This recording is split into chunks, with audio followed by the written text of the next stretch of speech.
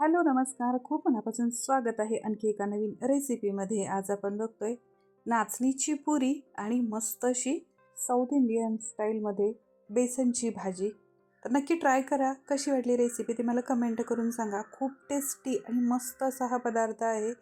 नेहमी जी आपण सुजीची किंवा गव्हाची पुरी खातो त्यापेक्षा खूप टेस्टी लागते ही पुरी. बनवायला खूप सोपी आहे. नक्की ट्राय करा. चला तर बघूया ही पुरी भाजी कशी बनवायची ते. ही पुरी भाजी बनवण्यासाठी सगळ्यात अगोदर आपण कणिक मळून घ्यायची आहे. तर त्यासाठी एका बाउलमध्ये 1 वाटी नाचणीचं पीठ, जे पीठ आपण पापडांसाठी किंवा भाकरीसाठी बनवून आणतो, दळून आणतो, तेच पीठ घेतलेलं आहे. त्यानंतर 1 वाटी गव्हाचं पीठ घेतलेलं आहे. आता यामध्ये 2 चमचे रवा घालते. बारीक रवा घेऊ शकता तुम्ही किंवा नॉर्मल रवा देखील घेऊ शकता. आणि आता यामध्ये थोडं थोडं पाणी घालून नॉर्मल आपली कणिक मळून घ्यायची, जशी चपातीची कणिक असते. जास्त घट्ट मळायची नाही, कारण मग नाचणीमध्ये चिकटपणा कमी असल्यामुळं पुऱ्या लाटून घेताना त्या काठाने चिरू शकतात. तर त्यासाठी नॉर्मल पाणी घ्यायचं, थोडं थोडं पाणी घालायचं आणि नेहमीप्रमाणे कणिक मळून घ्यायची. आपण नेहमीच्या पुऱ्या बनवतो त्यासाठीची कणिक जास्त घट्ट असते, तर जास्त घट्ट इथं मळायची नाही.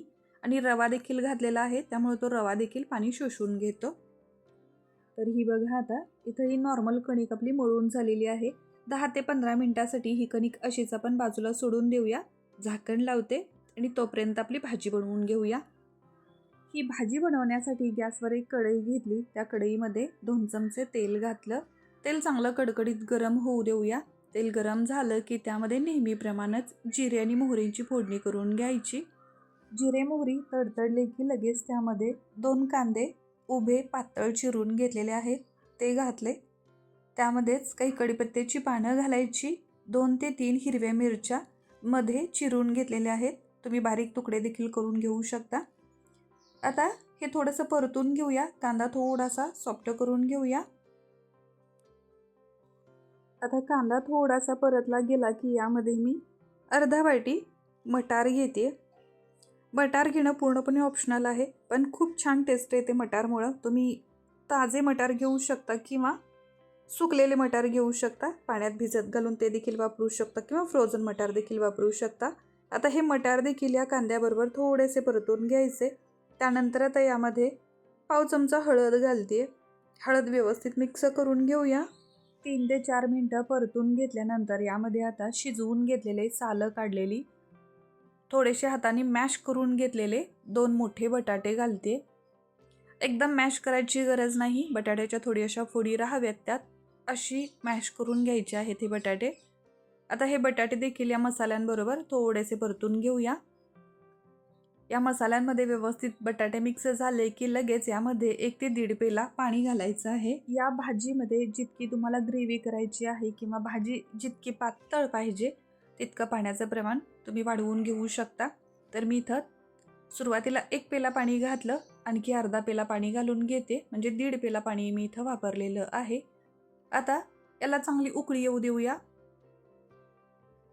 यामध्ये आपण सुरुवातीपासून अजिबात मीठ वापरलेलं नाही, तर चवीपुरतं मीठ घातलं. आणि आता दुसऱ्या एका वाटीमध्ये 2 चमचे बेसन घेतलेलं आहे. या बेसनमध्ये पाणी घालून याची एक पेस्ट किंवा एक स्लरी करून घ्यायची आहे. हे पेस्ट बेसनची आपल्याला या भाजीमध्ये घालायची आहे, त्यामुळं भाजीला एक थिकनेस येईल आणि छान अशी आपली भाजी तयार होईल. तर हे आता बेसनचं पाणी आपण शिजायला ठेवलेल्या भाजीमध्ये घालायचं आहे. भाजीला देखील चांगली उकळी फुटली. हे बेसनचं पाणी यामध्ये घालते आणि व्यवस्थित मिक्स करून घेते. बेसनचं पाणी यामध्ये घातल्यानंतर 5 ते 7 मिनिटं मीडियम फ्लेमवरती ही भाजी शिजवून घ्यायची. तर बघा, बेसन घातल्यानंतर या भाजीला छान असा थिकनेसपणा आलेला आहे.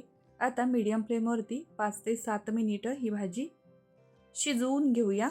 यामध्येच बारीक चिरून घेतलेली कोथिंबीर घातली, व्यवस्थित मिक्स करून घेतली आणि आता ही भाजी खाण्यासाठी तयार झाली. गॅसची फ्लेम बंद करते आणि लगेच आपण पुरी बनवायला घेऊया. हे पुरीचं पीठ आता पुन्हा 1 मिनिटभरासाठी थोडंसं मळून घेऊया आणि लगेच पुरी बनवायला घ्यायची. ज्या आकारात तुम्हाला पुऱ्या बनवायच्या आहेत त्या आकारात याचे लहान मोठे गोळे बनवून घ्या आणि नेहमीप्रमाणे जास्त जाड नाही किंवा जास्त पातळ नाही, अशी पुरी लाटून घ्यायची. पुरी लाटायला घेण्या अगोदरच तेल गरम व्हायला ठेवायचं, म्हणजे पुऱ्या कोरड्या पडणार नाहीत. आणि 2 ते 3 पुऱ्या लाटून झाल्या की लगेच त्या तळायला घ्यायच्या. एका वेळी जास्त पुऱ्या बनवून ठेवायच्या नाहीत, त्यामुळे त्या कोरड्या होतात आणि त्या फुगणार नाहीत. तर बघा इथं नेहमीप्रमाणे नॉर्मल आपली पुरी मी लाटून घेतलेल्या आहेत. लगेच मी आता या पुऱ्या तळायला घेते. तेल देखील आपलं चांगलं कडकडीत गरम झालेलं आहे.